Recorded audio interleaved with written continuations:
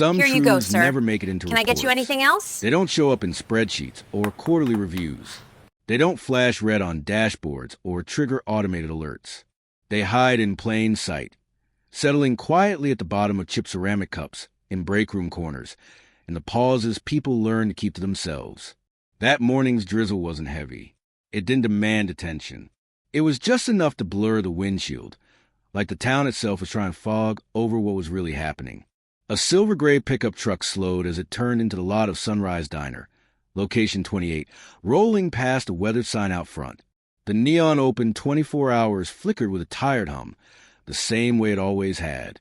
From a distance, it looked like every other Sunrise location. But to Jackson Reeves, it didn't. Jackson, 52, CEO and founder of Sunrise Restaurant Group, stayed in the driver's seat longer than necessary. The engine idled. The windshield wipers moved in steady arcs. A paper bag from the gas station across the street sat untouched on the passenger seat, a slice of toast growing cold inside it. He hadn't come for breakfast. Not really. The name stitched onto the faded flannel pin to his chest read Walt Simmons. It wasn't real. It didn't need to be. It was borrowed, just enough to make him ordinary, just enough to let him watch without being seen. Through the rain fog window, Jackson observed the early shift crew moving behind the counter. Prep work before the doors officially filled. Coffee brewing. Plates stacked. Motions repeated with the precision of habit. But something about their body language unsettled him. It wasn't exhaustion. Sunrise mornings were always demanding. It wasn't laziness either. These people were working. It was something colder, detached, like every movement was being pulled from memory instead of intention. The kind of muscle memory that doesn't come from pride, but from surviving in silence. Jackson thought back to the most recent HR dashboard. On paper, this branch was healthy. Better than healthy. Revenue had exceeded targets for 3 straight quarters. Customer satisfaction hovered just above the regional average. And yet, turnover sat at 38%, the worst in the district. Staff engagement scores were dead last. Something wasn't adding up. Almost a decade ago, during the earliest expansion of Sunrise, Jackson had told a room full of new regional managers something he still believed with his entire body. If you want to know whether a restaurant is healthy, don't ask the GM. Watch how the staff pours coffee at 7 a.m. Today, he intended to test that theory. He opened the truck door and stepped into cold, pulling his hat low, adjusting his gait into the slight, uneven shuffle of a man who'd been on the road too long. The bell above the diner door jingled softly as he entered. No one looked up. No one asked his name. Only the bell acknowledged him. And with it, the quiet start of something that would eventually upend everything. Jackson chose a corner booth with clear sight lines and low visibility. The vinyl seat creaked faintly under his weight. From here, he could see the counter, the register, the kitchen pass-through, and most of the floor. That's when he noticed her. Cassie. She wasn't flashy. Hair pulled back in a loose tie. Sleeves rolled to the elbow. Apron clean but old, edges frayed from years of washing. She moved differently than the others. Not faster. Not louder. More intentional. She wasn't just moving through tasks. She was working, while the rest seemed to drift in and out of motion, waiting for cues, waiting for permission. A few moments later, she approached with a small tray, a steaming cup of black coffee, a single slice of toast, and 2 miniature packets of jam placed neatly on the side. She set the plate down so gently it didn't make a sound. Black coffee and toast, she said, voice polite but subdued. I added butter and jam, just in case. Jackson nodded. Appreciate it. Then, casually, like a man passing time, he added, busy morning, huh? Guess the tips aren't bad this early. The pause was brief. Half a second, maybe less, but Jackson saw it. Not in her hands, not in her posture, in her eyes. She smiled, but it didn't reach her face. When she spoke again, her voice dropped just below the hum of the espresso machine. Morning shifts are the worst for tips, she said, especially when we split them. Only a few actually get anything. She said it like it was normal, like it didn't matter. For Jackson, it felt like the first crack in glass. He lifted the coffee cup to his lips, then set it down again, suddenly aware it had lost its warmth. The bitterness wasn't from the coffee anymore. Low tips during morning shifts weren't unusual, but only a few actually get anything. That was different. He watched Cassie move away. Table 6 needed a refill. Table 9 signaled for more toast. She pivoted smoothly between them, refilling mugs, clearing plates, folding napkins behind her back without missing a step. She hadn't stopped since opening. Then Jackson noticed something else. 2 other employees lingered near the POS terminal. Tyler, a young man with slick back hair and a perfect uniform. Chase, slightly older, hovering beside him. Neither carried trays. Neither interacted with customers beyond payments. Tyler tapped the screen, processed a card, stepped back, crossed his arms. Every tip passed through that screen, and nearly every payment that morning passed through him. Jackson glanced around. More coffee poured, more food served, and yet the person doing most of the work never went near the register. When Cassie passed again, Jackson spoke quietly. "Why don't you swipe the payments yourself?" She didn't stop moving. As she leaned in to collect an empty plate, her voice lowered. "I don't have access," she said. "The POS only allows certain roles. If you're not assigned, you don't get digital tips either. I'm listed as supplemental staff." "Invisible list," she added softly. Jackson looked up at her. "Who decides that?" She nodded subtly toward the counter. Behind it stood the branch manager, Brad Coleman. Crisp dark blue button-down. Pen clipped neatly in his chest pocket. Laugh easy. Posture relaxed. The kind of manager who looked competent, clean, and well-liked. "Brad," Cassie said, barely moving her lips. "He sets up the rolls. Tyler's his nephew. Always gets mornings. Always has full access." The system wasn't broken. It was bent, designed for transparency.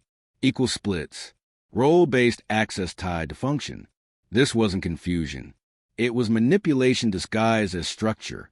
Cassie hesitated, then reached into her apron and pulled out a thin paper notebook. The cover was soft from use, edges curled, pages worn. She held it carefully, like something personal. "I didn't want to complain," she said. "I just needed to know I wasn't crazy. So I wrote it down." Jackson took it gently. Each page was meticulous. Dates, table numbers, bill totals, POS displayed, tips actually received. Red pen circled discrepancies. Timestamps filled the margins. Evidence. "I've lost over $600 this month," she whispered. "But what hurts more is no one ever asked who was dividing it." Jackson closed the notebook slowly. A restaurant could survive low margins, bad reviews, even leadership mistakes. But when the best people stop believing the system sees them, that's how a business dies. He didn't say much after that. Just listened, watched, noted. By the time he left the diner, the drizzle had stopped. Inside him, the storm was just beginning. Jackson Reeves left Sunrise Diner number 28 without looking back. The rain had cleared, but the sky still carried the heavy gray of something unfinished. In his chest, the unease he'd felt for months had finally taken shape. It wasn't just intuition anymore. It had a voice, a name, a pattern. The call took exactly 93 seconds. "Mara," Jackson said, his voice steady, stripped of emotion. "We have a problem. The POS system is being manipulated. I need a quiet audit, line by line. Roles, overrides, tip routing, everything." There was no hesitation on the other end. "Understood," Mara Lynn replied. Mara had led internal investigations for Sunrise for 7 years. She had quietly dismantled 3 major embezzlement operations without press, without spectacle. She didn't need details. She needed access. Within the hour, the Pozos terminal at Branch 28 entered silent audit mode, a configuration invisible to local staff. The diner continued operating as normal, but every role change, every override, every tip split was now being recorded from the inside out. The first findings arrived the next morning. Finding 1. The system had been modified with a hidden access tier, labeled Preferred Internal. The role did not appear on standard permission screens. 3 accounts had it applied. Brad Coleman, Tyler C., an unassigned account labeled Kitchen Support 03. The third name raised immediate alarms. Finding 2. Over the past 30 days, digital tips total $4,823. Of that, 67% have been routed through Tyler's CS account, even though ticket data showed he handled less than 15% of total tables. Finding 3. Payroll records showed a part-time kitchen employee named Marcus Hill clocked in for 21 of the last 25 mornings. There was no onboarding file, no tax documentation. The Social Security number attached had been flagged 2 years earlier at another Sunrise location. That investigation had stalled. The manager at that branch back then had been Brad Coleman. The final confirmation came from finance.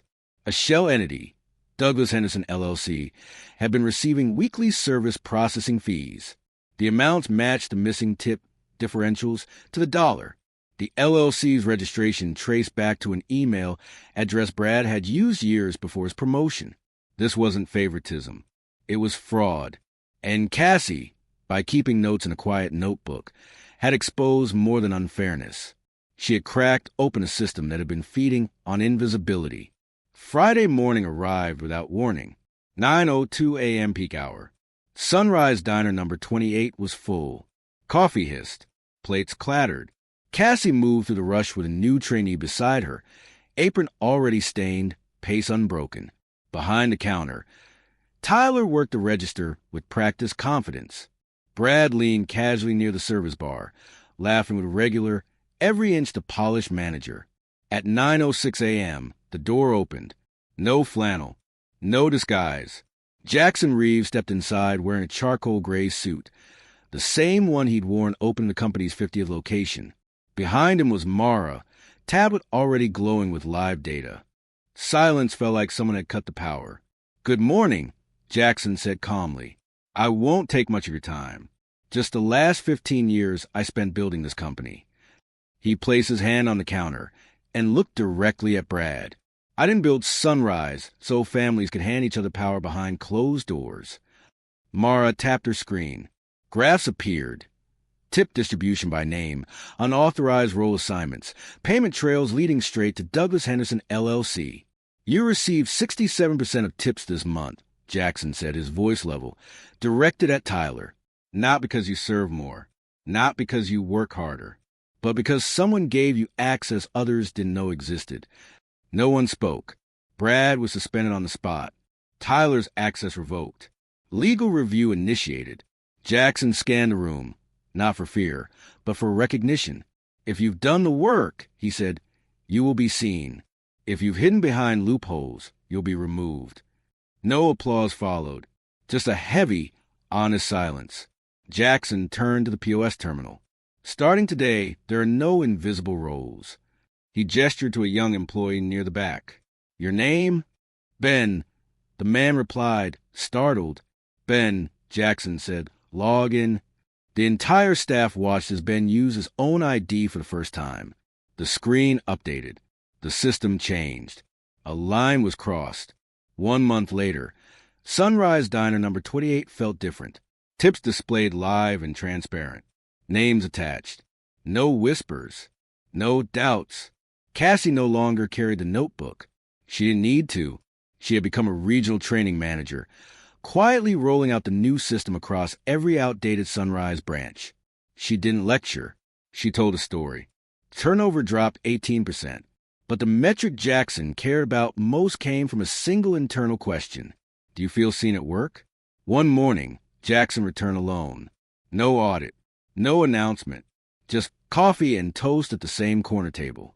Before leaving, he tucked a $20 bill under the plate and left a note. "Thank you for writing it down when everyone else looked away."